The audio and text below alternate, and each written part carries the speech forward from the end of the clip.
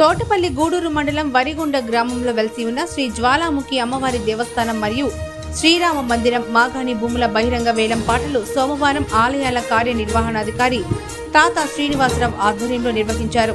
శ్రీ జ్వాలాముఖి ఆలయానికి చెందిన 6 ఎకరాల 59 సెంట్లు, అలాగే శ్రీరామ మందిరానికి చెందిన 12 ఎకరాల 19 సెంట్లకు గాను కౌలుదారులు హెచ్చుపాటు ద్వారా భూములు కౌలుకు పొందారు. శ్రీ జ్వాలాముఖి ఆలయ భూముల నుంచి గత సంవత్సరం కంటే ఎక్కువగా 1,16,000 రాగా ఆదాయం 6,000 అదనంగా వచ్చిందని, అదేవిధంగా శ్రీరామ మందిరానికి 2,96,500 రాగా 83,500 పెరిగినట్లు ఈవో శ్రీనివాసరావు తెలిపారు. శ్రీ జ్వాలాముఖి ఆలయంలో భక్తుల నుంచి వచ్చిన 2 హుండీల ద్వారా ఆదాయం గత ఫిబ్రవరి నుంచి 7 నెలల కాలంలో 2,67,750 రూపాయలు వచ్చిందని ఈవో తెలిపారు. ఈ వేలంపాటలు హుండీ లెక్కింపు కార్యక్రమంలో స్థానిక నేతలు కోడూరు శ్రీనివాసరెడ్డి, చిన్నబాబిరెడ్డి, జలదంకి హరికృష్ణారెడ్డి, కర్పూరం శ్రీనివాసరెడ్డి, బొడ్డు కృష్ణప్రసాద్, అద్దంకి రవి, అన్నం రామచంద్రయ్య, ఆలయ అర్చకులు, ఇతర భక్తులు పాల్గొన్నారు.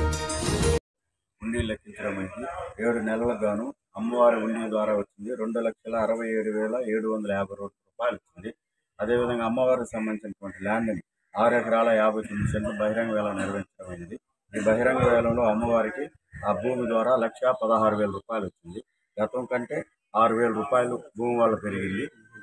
హుండీ డబ్బులు 7 నెలల ఆదాయం వచ్చింది. అదేవిధంగా ఈరోజు వరిగొండ గ్రామంలోని శ్రీ రామ మందిర దేవస్థానం భూములు కూడా బహిరంగ వేలం నిర్వహించడం అయింది.